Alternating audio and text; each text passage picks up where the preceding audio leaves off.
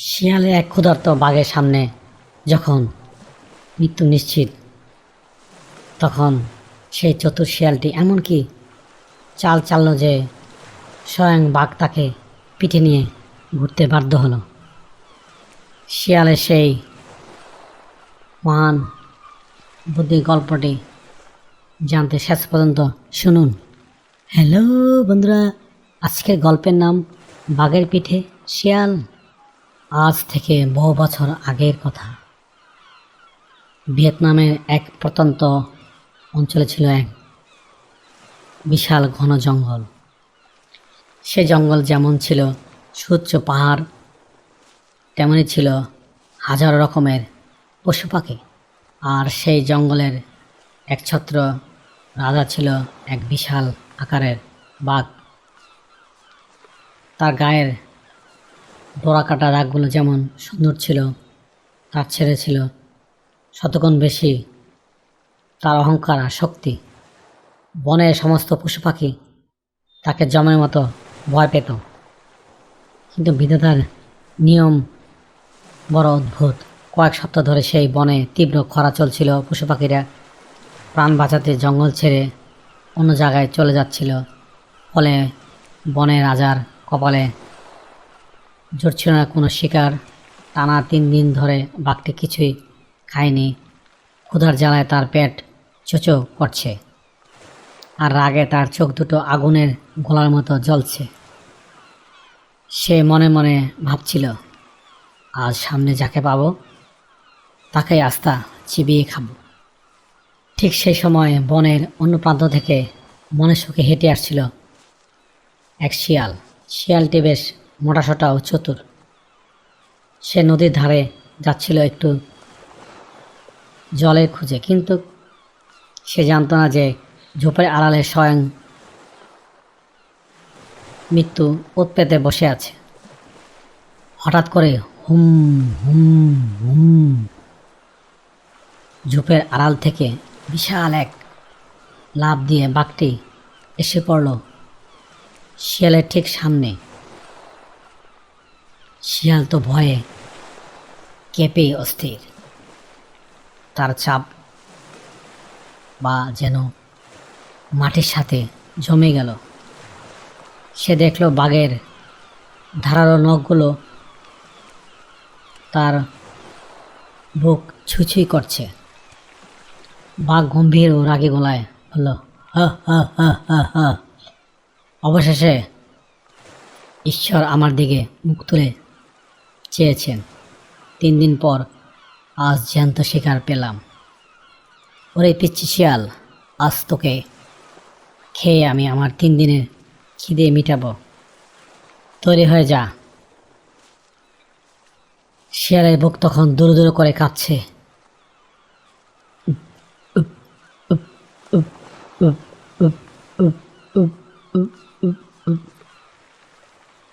সে বুঝতে পারল শক্তি দিয়ে বিশাল বাঘের হাত থেকে পালানো অসম্ভব। এক পা নড়লে বাঘের এক থাবায় তার মাথা থর থেকে আলাদা হয়ে যাবে। কিন্তু শিয়াল তো আর সাধারণ পশু নয়, সে বনের সবচেয়ে চতুর প্রাণী। বিপদমুখে সে নিজেকে ঠান্ডা মাথা রাখল।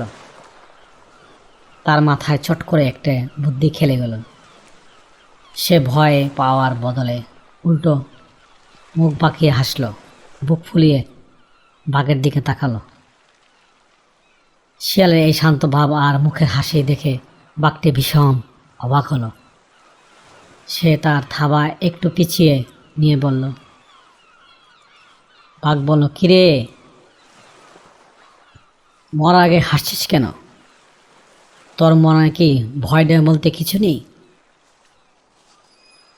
শিয়াল তাচ্ছিল্যের সুরে বলল,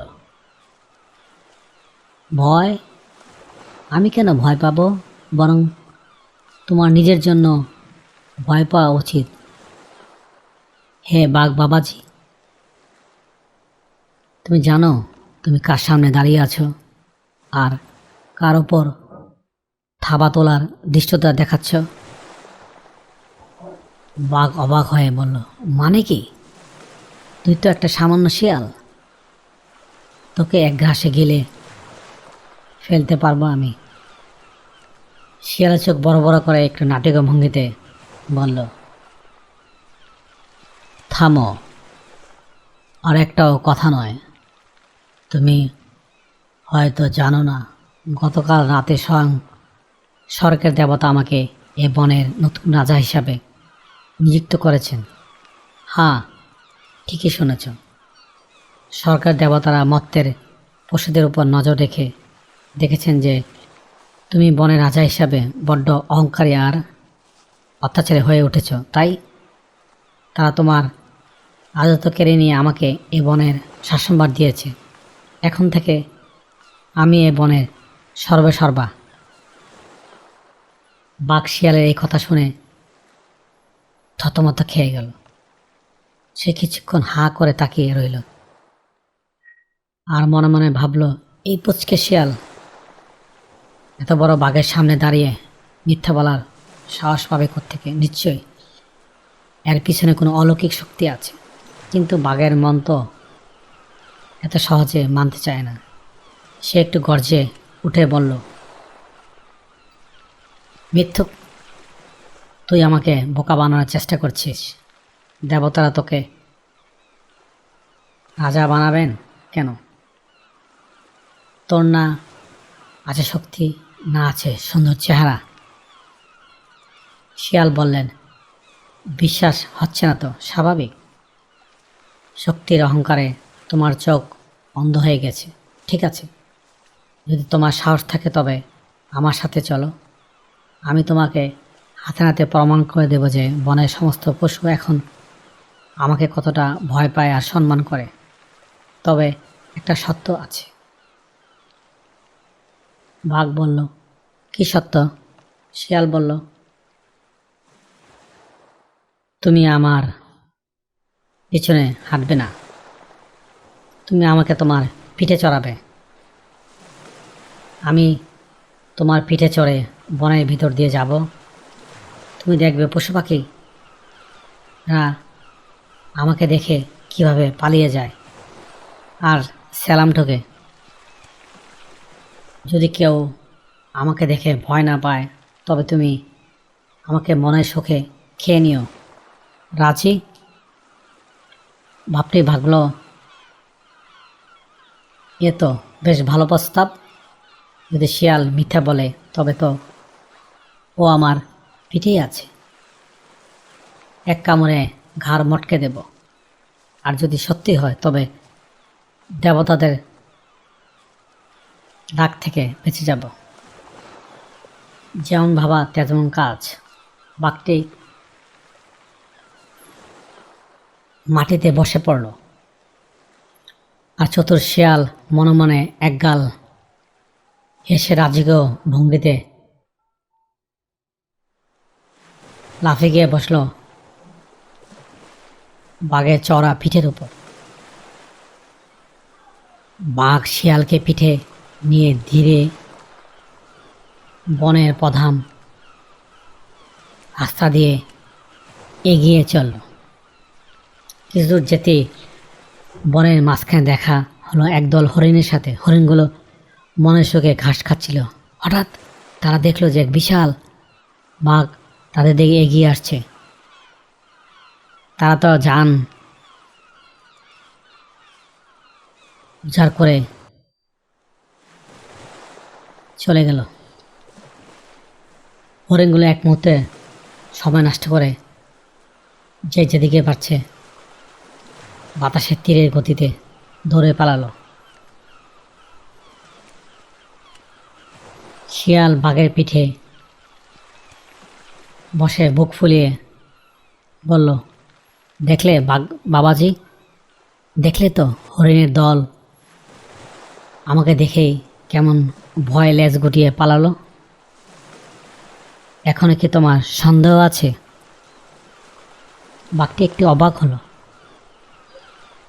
সে মনে মনে ভাবল, তাই তো, হরিণগুলো তো অন্য সব সময় আমাকে দেখলে একটু থমকে দাঁড়ায়, আজ তো দেখেই এক লাফে হাওয়া আসলে বোকা বাঘ এটা বুঝতে পারছে না যে হরিণগুলো শিয়ালকে দেখে নয়, শিয়ালের নিচে থাকা বিশাল আকৃতির বাঘটিকে দেখে প্রাণ ভয়ে পালিয়েছে। শিয়াল ও বাঘ আর কিছুটা পথ এগিয়ে গেল। এবার তারা পৌঁছালো এক বড় জলাশয়ের কাছে। সেখানে একদল বুনো মোষ আর বানর বিশ্রাম নিচ্ছিল। যেমনই বাঘটি শিয়ালকে পিঠে নিয়ে তাদের সামনে উপস্থিত হলো, গাছে থাকা বানরগুলো কিচিমিচি করে চিৎকার করে চারিদিকে বিপদের সংকেত দিতে লাগলো। বুনো মোষগুলো যারা সাধারণত বাঘের সাথে লড়াই করতে দ্বিধা করে না, তারাও এই বিশাল বাঘকে এত আক্রমণাত্মক ভঙ্গিতে দেখতে পেয়ে নিজেরাই বাচ্চা কাচ্চা নিয়ে বনের গভীরে ছুটে পালালো। পুরো এলাকা মুহূর্তের মধ্যে জনমানবহীন ও নিস্তব্ধ হয়ে গেল।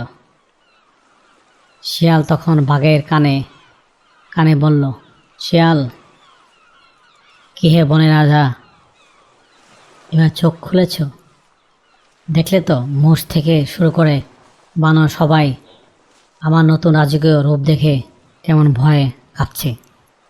তুমি যদি এখনো আমাকে খেতে চাও, তবে দেবতাদের অবিশ্বাসে তুমি পুড়ে ছাই হয়ে যাবে। এবার বাঘের মনে আর কোনো সন্দেহ রইল না। সে পুরোপুরি নিশ্চিত হয়ে গেল যে পশু পাখিরা সত্যিই তো এই শিয়ালকে তীব্র ভয় পাচ্ছে। সে সত্যিই দেবতাদের প্রেরিত নতুন রাজা। বাঘের মনে চরম ভয় ঢুকে গেল। সে ভাবল, বাপরে, এ অলৌকিক শিয়ালের পিঠে আমি চড়ে আছি। যে কোনো সময় দেবতারা আমার ওপর বজ্রপাত করতে পারে। বাঘটি ভয়ে কাঁপতে কাঁপতে মাটিতে উপর হয়ে বসে পড়ল। শিয়াল তার পিঠ থেকে নামতেই বাঘটি তার সামনে মাথা নত করে রইল। বাঘটি কাঁদো কাঁদো গলায় বলল, ক্ষমা করুন মহারাজ, আমাকে ক্ষমা করুন। আমি সত্যিই অবুঝের মতো আপনার উপর থাবা তুলেছিলাম।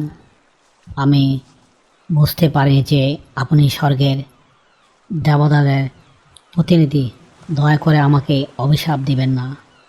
আজ থেকে আপনি এ বনের আসল রাজা, আর আমি আপনার একনিষ্ঠ সেবক। শিয়াল গম্ভীর কণ্ঠে বলল,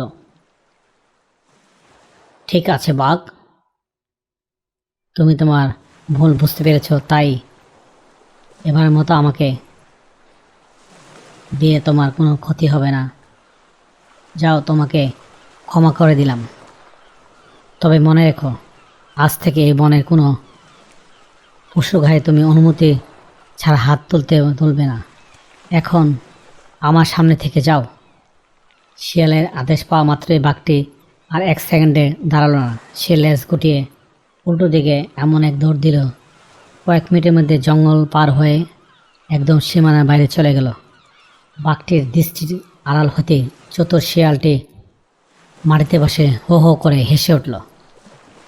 সে হাসতে হাসতে মাটিতে গড়াগড়ি খেতে লাগলো, কিন্তু তার বুদ্ধির জোর সে আজ শুধু নিজের প্রাণী বাঁচায়নি, বরং বনের সবচেয়ে শক্তিশালী প্রাণীকে চিরকালের মতো বোকা বানিয়ে তাড়িয়ে দিয়েছে। কিছুক্ষণ পর বনের অন্যান্য পশু পাখিরা যখন লুকিয়ে লুকিয়ে দেখলো যে বাঘটি ভয়ে পালিয়ে গেছে আর শিয়াল একাই রাজা হয়ে বসে আছে, তখন তারা শিয়ালের এই অসীম বুদ্ধির প্রশংসা করতে লাগলো। যদিও শিয়াল সত্যি সত্যি রাজা ছিল না, কিন্তু সেদিন থেকে বনের কোনো পশু আর শিয়ালকে ঘাটাতো না। শিয়ালও মনের সুখে রাজকীয় হালে বনের ঘুরে বেড়াতে লাগলো। এই গল্পে নীতি কথা হলো, শক্তি সবসময় পেশি শক্তিতে থাকে না, আসল শক্তি থাকে মানুষের মগজে বা বুদ্ধিতে। হ্যালো বন্ধুরা, আজকের এই গল্পটি কেমন লাগলো কমেন্টসের মাধ্যমে নিচে জানিও। আবারও দেখা হবে অন্য কোনো গল্পে।